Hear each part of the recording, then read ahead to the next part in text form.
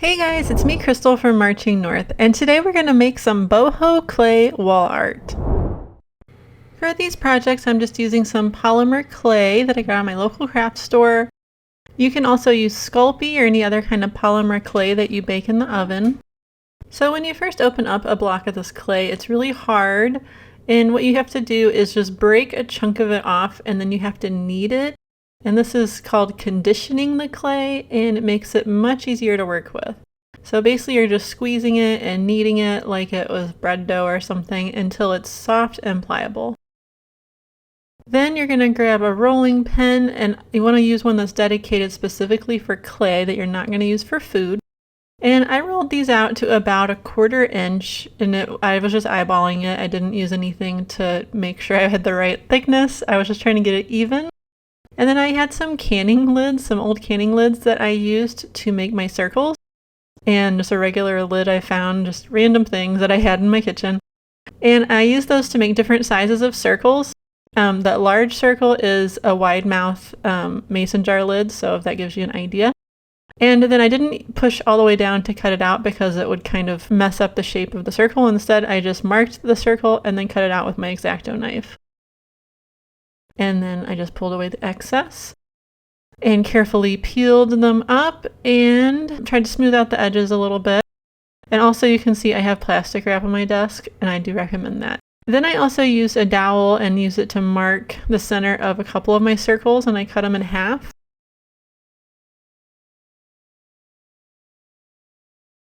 I wanted to have some various shapes, like half circles and some like crescent moon shapes. And I was just trying to get creative with the different things I could make with circles that would look cool for my little wall hanging. I found this little tiny bottle lid and I used it to cut out another circle. And then I just kept doing this until I had a whole bunch of different circular shapes. To make the crescent moons, I just took a circle and then used the lid again and cut another part of it out, and then I ended up with these cool like lemon shapes that I thought were pretty neat, and I ended up using those as well.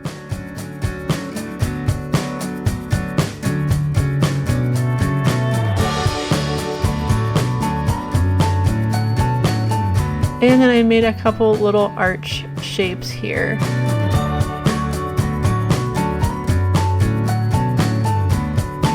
You can really have fun with this and just make whatever kind of shapes you like.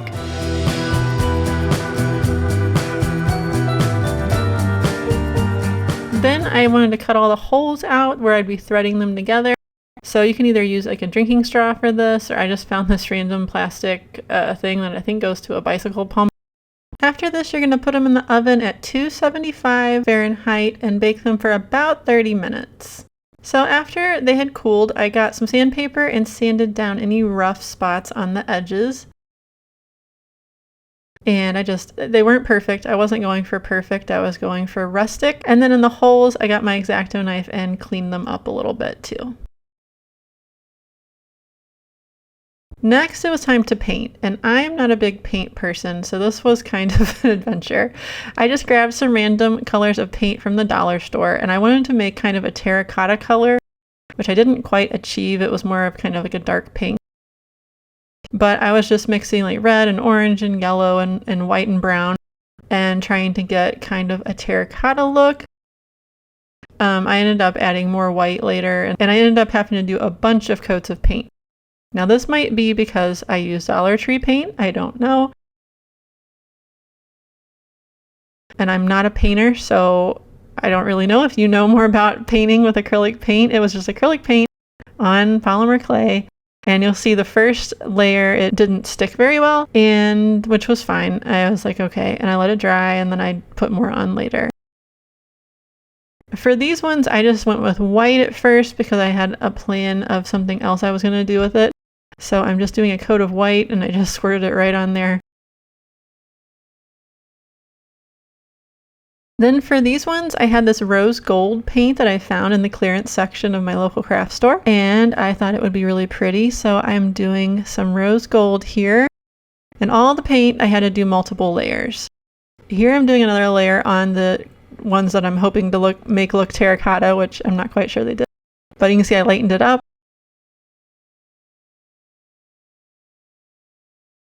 So here's where I tried to do something that I thought would be cool and splatter paint onto these white ones with a toothbrush.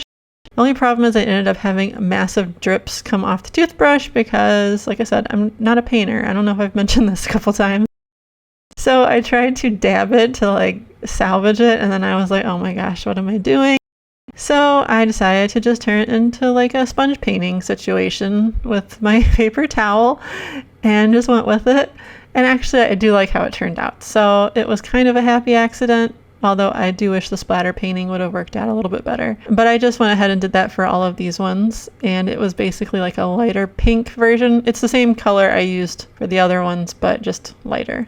Okay, so now the paint has finally dried and we're gonna attach these together. So I have some jute cord here, and I'm just cutting off pieces that are long enough to tie two pieces together. I'm not sure the measurements, I was just eyeballing it. And then I just inserted into one hole and brought it up through the hole on the one next to it. And all I'm doing here is just tying a knot on the back.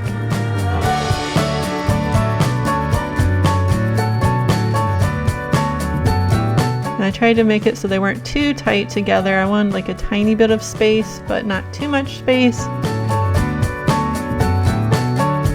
And then I just tied a double knot, and I repeated that for all of the shapes going down. And then later we'll put some glue on those knots to make them more secure.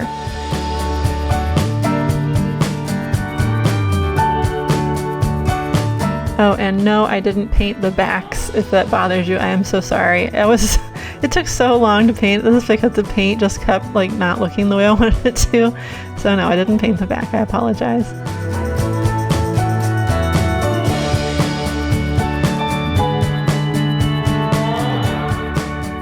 All right, so here's how it looks at this point. And now we're gonna turn it back over and put glue on all of the knots. And I'm just using some Eileen's tacky glue. You can use any glue, really even Elmer's glue would work fine, I think. And just put it on all the knots. And once it dries a little bit, then you can cut off the excess cord, and I spread the glue out a little bit. For the next one here, I'm using just some spare macrame cord I had in my bin. I'm just threading it through the exact same way as we just did with the jute cord. These holes were a little bit larger, so I thought, you know, I might as well use larger cord, and I did the exact same method, but just with the larger cord. So this is a great way to use up a little bit of scrap cord if you have it, which I've been trying to do lately.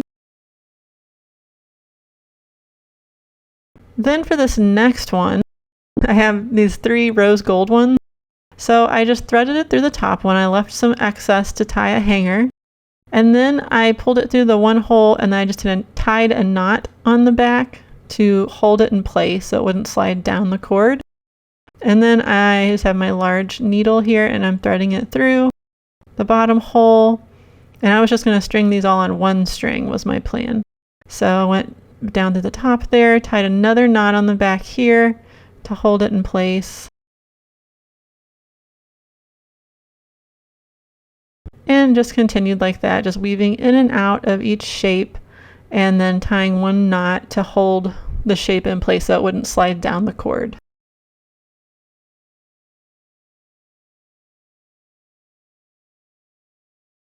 And then here at the end, I wasn't quite sure how to do this, so I ended up deciding to just thread another piece of cord through, and then I threaded through one more in that same hole. And I wanted to make kind of like a little tassel.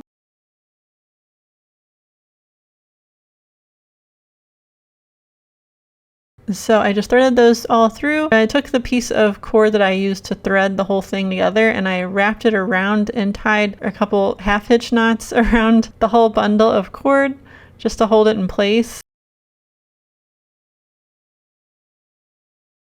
You could also just take another piece of cord and just tie it around it with just a double knot and then cut it off in the back.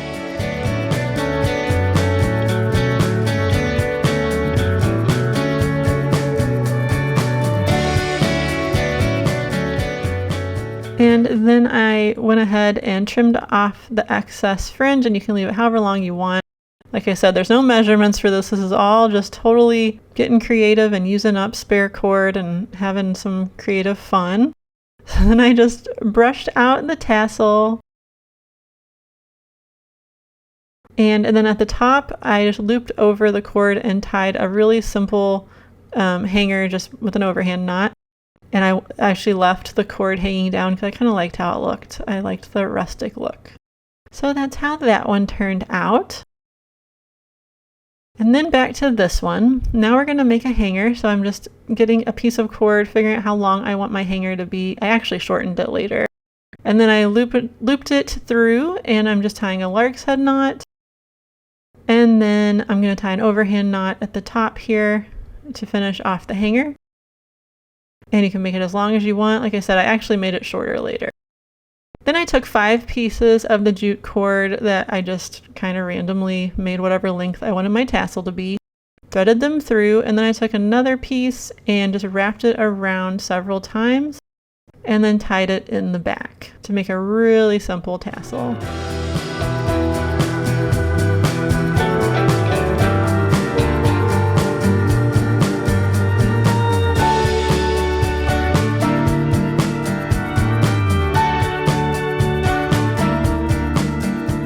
And once I got that tied, I went ahead and put some more glue on it and cut off the excess. And then I just trimmed down the little tassel. Now for this one, I made 2 holes at the top. So I stuck a piece of cord through both holes. And then I just flipped it over and tied a knot on the back to hold it in place. And I ended up tying a double knot for these because the holes were a little bit larger. And then I just repeated that on the other side. So I made just a really simple hanger for this one. And then glue and cut off the excess. And then for the bottom, I just threaded some pieces of cord through these holes. And since they were larger, I did 3 pieces of cord through each hole. I think this was like 4mm single strand macrame cord. And then I just took another piece and tied it around to make a tassel. That was really, really easy. And yes, glue and cut off the excess.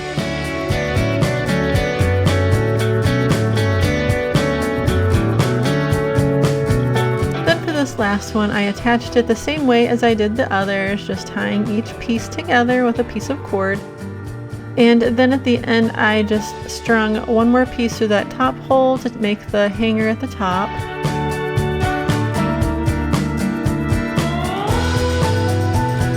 And then that one was done.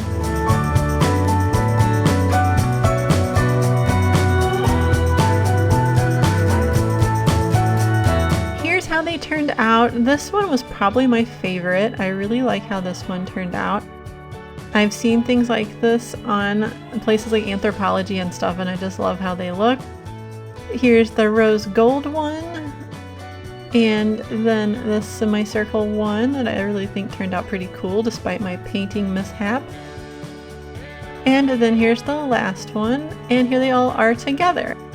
I thought this was a really fun project. They weren't perfect. This one kind of hangs a little crooked, and I wasn't thinking, and this top part kind of rocks back and forth if you're not careful. But all in all, I really like how these all turned out, and it was a really fun project. I hope you enjoyed this tutorial, and if you did, please leave a like, comment, and be sure to subscribe so you don't miss any of my future videos. Thanks for watching!